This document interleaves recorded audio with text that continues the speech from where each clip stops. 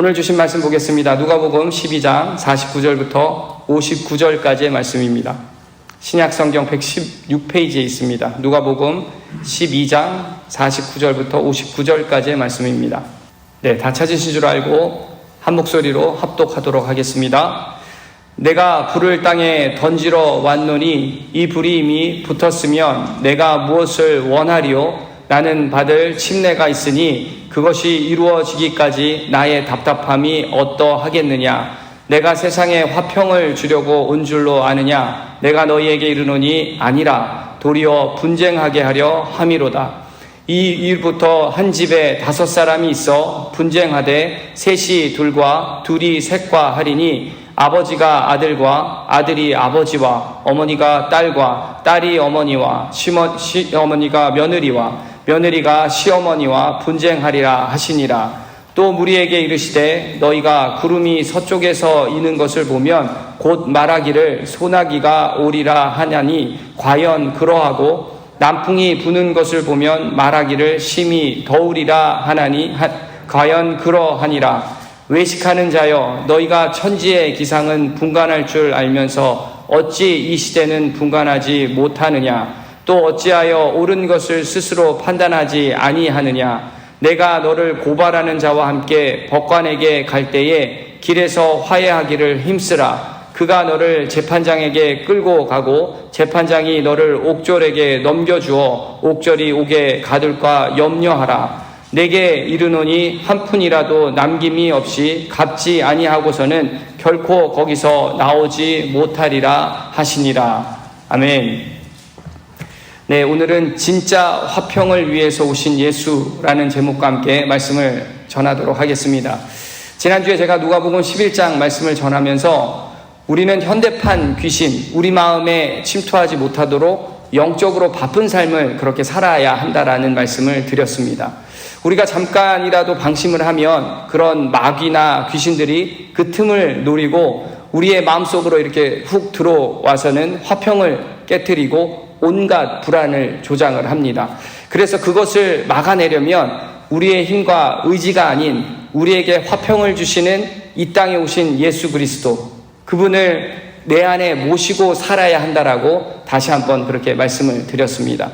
그런데요, 이러한 그 영원한 화평을 주시기 위해서 이 땅에 오신 그 예수님, 우리에게 화평을 주시고 그 화평한 삶을 유지하고 살아가기 위해서 이렇게 오셨는데, 오늘 본문은 마치 화평을 깨고 분쟁을 일으키는, 그래서 그렇게 오신 분처럼 느껴집니다.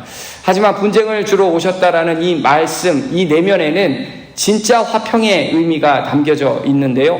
주님은 우리들에게 진짜 화평을 그렇게 얻으려면 우리가 반드시 거쳐가야 되는 그 과정이 있다라는 것을 말씀해주고 계십니다. 그렇다면 진짜 화평을 우리가 얻으려면 우리들이 거쳐가야 하는 그 과정은 무엇인지 오늘 주신 본문 말씀을 통해서 한번 알아보도록 하겠습니다. 여러분, 진짜 화평을 얻으려면 우리는 첫 번째로 영적인 투쟁을 거쳐야 한다라고 그렇게 말씀을 하십니다. 49절부터 53절까지의 말씀을 다시 한번 읽어보도록 하겠습니다. 내가 불을 땅에 던지러 왔노니 이 불이 이미 붙었으면 내가 무엇을 원하리요? 나는 받을 침례가 있으니 그것이 이루어지기까지 나의 답답함이 어떠하겠느냐? 내가 세상에 화평을 주려고 온 줄로 아느냐? 내가 너희에게 이르노니 아니라 도리어 분쟁하게 하려 함이로다. 이후로부터 한 집에 5사람이 있어 분쟁하되 셋이 둘과 둘이 셋과 하리니 아버지가 아들과 아들이 아버지와 어머니가 딸과 딸이 어머니와 시어머니가 며느리와 며느리가 시어머니와 분쟁하리라 하시니라. 여러분, 먼저 예수님은 불을 땅에 던지러 왔다라고 말씀을 하시는데, 여기서 말하는 불은 성령을 지칭을 합니다. 성령의 불, 이 땅에 붙이러 오셨다라는 것을 비유적으로 그렇게 표현을 하신 것인데요. 이 성령의 불에는 2가지 의미를 포함하고 있습니다. 하나는 믿는 자와 믿지 않는 자를 구별하는 것, 그리고 또 하나는 믿지 않는 자를 심판한다라는 뜻을 포함하고 있습니다. 이렇게 이 땅에 성령의 불을 붙이러 오신 그 예수님은 사명을 완수하기 위해서 당신이 받아야 할 침례가 있다라고 그렇게 말씀을 하시는데요. 여기서 침례는 순환당함을 말하는 것입니다.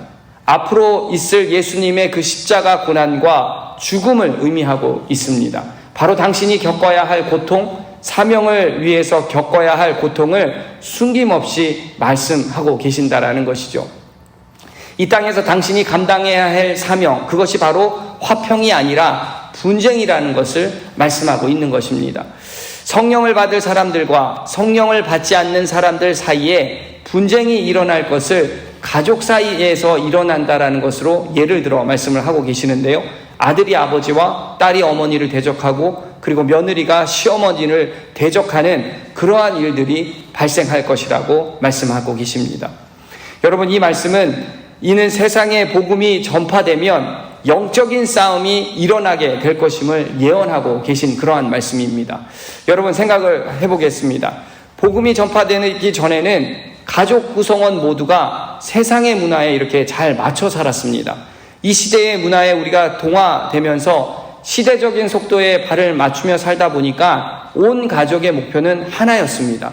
세상에서 성공하는 것, 남보다 뒤처지지 않기 위해서, 그리고 남들보다 더 나은 인생을 살기 위해서 공부하고 실력을 닦고 그렇게 경력을 쌓고, 그리고 더 높은 자리에 올라가기 위해서 더 부를 쌓기 위해서 모든 가족이 혼연일체가 되어서 남편과 자녀의 성공을 위해서, 아니면 아내를 위해서 한마음이 되어서 한 곳을 바라보며 그렇게 달려갔었습니다.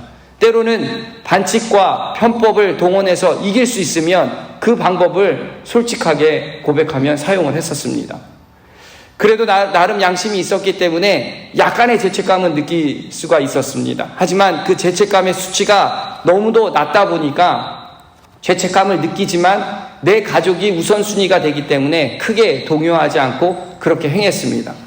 하지만 성령의 불이 한 가정에 임하고 나서는 가정의 그 영적인 싸움이 치열하게 벌어지기 시작을 했고, 그리고 하나의 목표가 둘로 쪼개졌습니다. 세상적인 목표와 그리고 하나님 나라를 위해서 살아가는 목표로 그 두 가지가 한 가정에 있게 되었습니다. 그리고 가정의 복음을 전한 사람은 엄청난 핍박과 그러한 갈등과 힘겨운 나날을 하루하루 보내고 살아갑니다. 그런데 여러분, 우리 주님은 분쟁이 불가피한 것이기에 회피하지 말고 각오하고 영적인 투쟁을 하라고 그렇게 말씀하세요. 왜냐하면 이 주어진 화평이 영원한 화평이 아니기 때문입니다. 우리가 침묵하면 화평한 것처럼 보이지만 그것은 진짜 화평이 아니다라고 그렇게 말씀하고 계십니다. 단지 갈등과 분쟁이 수면 아래로 덮어두는 것에 불과함을 그렇게 말씀하고 계십니다. 외적으로 보이는 이 화평은 우리가 조금 양보하고 타협하면 이루어 나갈 수 있습니다. 하지만 진짜 화평은 불의와 진리 앞에 부단하게 그 영적 투쟁을 통해서 이루어진다라는 사실이죠. 그렇게 여러분, 우리가 영적인 진리를 발견했다면 영적 싸움으로 인해서 그 갈등을 회피하거나 그것에 위축되지 말고 양보와 타협이 아닌 부단한 영적인 투쟁을 해야 한다라는 것입니다. 만일 갈등을 피한다고 해서 우리가 신앙을 포기하게 되면 우리 모두가 멸망의 길로 그렇게 가게 된다라는 것이죠. 반대로 갈등을 딛고 복음을 위해서 하나가 되면 영원한 화평, 그리고 바로 진짜 화평이 우리에게 그리고 온 가족에 주어지게 된다라는 것입니다. 여러분, 예수님은 이것을 너희에게 이르는 것은 너희로 내 안에서 평안을 누리게 하려 함이라. 세상에서는 너희가 환난을 당하나 담대하라, 내가 세상을 이기었노라 라고 요한복음 16장 33절에 그렇게 말씀하십니다. 절대 혼자 힘이 아니라 우리 주 예수 그리스도가 주시는 힘으로 영적 싸움으로 승리하는 성도님 되시길 주의 이름으로 축원합니다. 아멘. 이처럼 진짜 화평을 우리가 얻으려면 첫 번째는 영적인 이 투쟁을 거쳐야 합니다. 그리고 두 번째는 영적 분별력이 있어야 한다라고 그렇게 말씀을 하시는데요. 54절부터 56절까지의 말씀을 함께 보겠습니다. 또 무리에게 이르시되 너희가 구름이 서쪽에서 있는 것을 보면 곧 말하기를 소나기가 오리라 하나니 과연 그러하고 남풍이 부는 것을 보면 말하기를 심히 더우리라 하나니 과연 그러하니라. 외식하는 자여, 너희가 천지의 기상은 분간할 줄 알면서 어찌 이 시대는 분간하지 못하느냐. 예수님은 유대인들이 기상을 분별하는 방법을 예로 이렇게 들면서 그들을 보고 외식하는 자라고 그렇게 부르십니다. 너희들은 기상은 잘 분별하는데 왜 시대는 분별하지 못하느냐. 땅의 것에 대해서는 누구보다도 지혜로운 너희들이 어찌 진정한 그 구원에 대해서는 소경된 자처럼 다름이 없냐라고 그렇게 질책하고 계십니다. 여러분, 당시 유대인들은 그저 현실적인 삶에 그렇게 만족하며 그것에 관심을 두고 살았습니다. 날씨를 예측하고 어떻게 하면 풍성한 수확을 거둘 수 있을까? 로마의 그 정치적인 그 상황 속에서 어떻게 하면 조금 더 유리한 삶을 살아갈 수 있을까? 그들은 하나님의 뜻과 섭리에 대해서는 의식하지 못하고 정작 그들에게 필요한 그 영적인 분별력이 그들에게는 없었다라는 것입니다. 메시아가 이 땅에 오셨음에도 곧 심판의 때가 오고 있음에도 그들에게는 전혀 관심의 대상이 아니었다라는 것이죠. 그런데 생각을 해보면 이와 같은 현상이 지금 이 시대에도 똑같이 일어나고 있지 않냐라는 생각을 해보게 됩니다. 지금 우리들의 모습이 2000년 전에 있는 유대인들의 모습과 너무도 흡사한 삶을 살고 있다는 것이죠. 정보화 시대에 살고 있는 우리들도 기상은 물론이고 모든 현안에 대한 정보와 지식을 우리가 섭렵하며 모든 것을 보유하고 있습니다. 여러분, 이 스마트폰, 우리가 갖고 있는 이 스마트폰은 1980년대 후반에 갖고 있는 이 펜타곤에서 정보를 수집할 수 있는 그 능력이 이 지식에 쌓여 있다고 합니다. 이 전화기 한 대면 1980년대 후반에 미국 국방성에 있는 그 펜타곤에서 정보를 수집하는 그 능력이 지금 우리 스마트폰에 이 저장을 갖고 있다는 것이죠. 이 지식을 우리가 모든 것을 다 가질 수 있다는 것입니다. 정보화 시대에 살고 있는 우리들은 이 모든 것을 알고 있음에도 그렇게 우리가 정작 이 땅에 많은 지식과 기술을 축적하고 살고 있지만 진정한 구원의 문제와 천국에 대한 비밀에 관심이 있는지, 현실적인 삶을 위해서는 나의 에너지를 우리가 100% 쓰면서 살아갑니다. 그런데 과연 영적인 지식과 복음을 위해서 나의 에너지를 과연 몇 퍼센트를 정도를 사용하며 우리가 살고 있습니까? 과연 우리는 우리의 에너지를 몇 퍼센트 사용하면서 영적인 분별력을 갖추며 살아가고 있을까? 10%? 20%? 아니면 더 높게는 30%? 여러분, 이 퍼센트라고 여러분들은 생각하고 계십니까?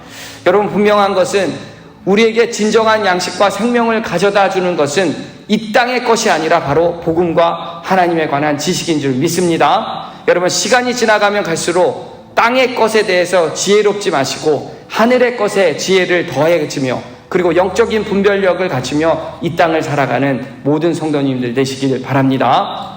아멘. 이처럼 진정한 화평, 진짜 화평을 우리가 얻으려면 첫 번째로는 영적인 투쟁을 거쳐야 했습니다. 그리고 영적인 분별력을 우리가 갖추며 살아가야 됩니다. 그리고 마지막 세 번째는 늦기 전에 우리가 회개해야 한다라고 그렇게 말씀을 해주고 계십니다.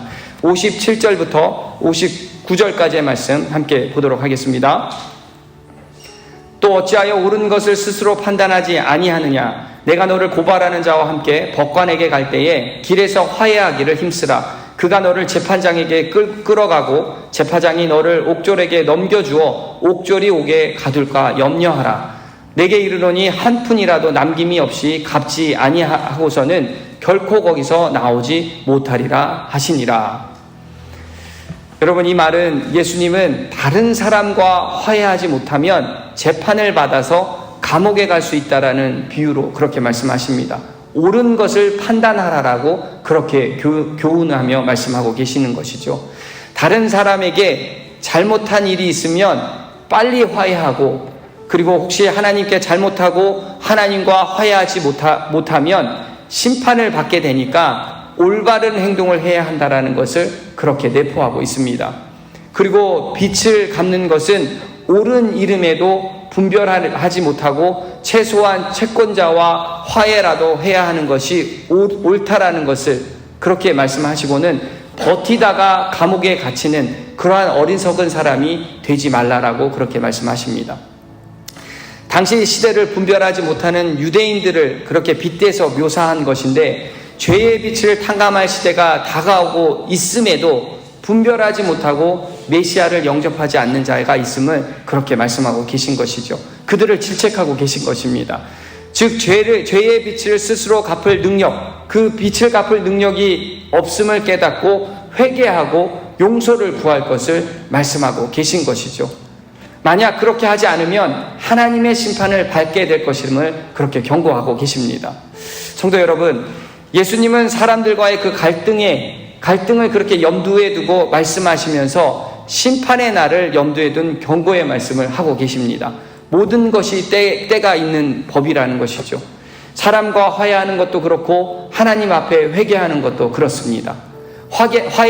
이렇게 화해할 수 있는 일이라면 재판정으로 가는 길에서라도 화해를 해야 하는 것이 지혜라고 그렇게 말씀을 하고 계십니다. 회개, 즉 하나님 앞에 화해도 마찬가지로 늦기 전에 해야 함을 그렇게 말씀하고 계신 것이죠. 심판날이 이르면 감당할 수 없는 지경에 오기 전에 반드시 그렇게 늦기 전에 화해하고 늦기 전에 회개해야 함을 그렇게 말씀하고 계십니다. 그렇게 성도 여러분, 주님께서는 하나님의 심판이 얼마나 엄중한가에 대해서 경고하시고 하루빨리 복음을 받아들이고 하나님과 화목할 것을 말씀하십니다. 하지만 세상 사람들은 이러한 사실을 까맣게 잊은 채 이 땅의 일에 모든 것을 집중하고 살아간다라는 것이죠. 진짜 화평을 얻는 길이 바로 예수님께서 직접 가르쳐 주셨음에도 그들은 깨닫지 못하고 알아듣지 못하고 있었다라는 것입니다. 사랑하는 성도 여러분, 우리가 진짜 화평을 알고 모르는 사람들에게 우리가 그 진리의 말씀을 전하며 살아가는 것이 우리가 진정한 화평을 함께 누리는 것인 줄 믿습니다. 전하는 것에 우리가 부끄러워하며 그렇게 망설이며 살아가는 것이 아니라 담대하게, 그리고 주의 자녀됨을 우리가 자랑스럽게 여기면서 그 영혼들을 우리가 전심을 다하여 진리를 전하면서 더불어 진짜 화평을 누리는 복된 성도님들 되시길 주의 이름으로 축원드립니다. 아멘. 우리 함께 기도하겠습니다. 하나님 감사합니다. 우리가 진짜 화평을 주시기 위해서 이 땅에 오신 주님, 그분이 바로 예수 그리스도인 줄 믿습니다. 저희들이 이 진짜 화평을 얻기 위해서 지금 영적인 전쟁에 놓여 있습니다. 주님, 저희들에게 지혜를 주시옵소서, 담대함을 허락하여 주시옵소서, 복음과 하나님의 그 심판을 전함으로써 우리에게 그 맡겨진 영혼들을 주님께 돌아오는 역사가 일어나게 하여 주시옵소서. 내게 세상을 이겼노라 말씀하신 그 주님을 의지하며 갈등을 딛고 그 복음을 위해서 하나가 되어 영원한 화평, 진짜 화평을 함께 누리며 살아가는 시간 허락하여 주시옵소서. 우리에게 힘을 주시고 지혜를 주실 줄 믿사오며 이 모든 말씀 우리를 구원하신 예수님의 이름으로 간절히 기도하옵나이다. 아멘.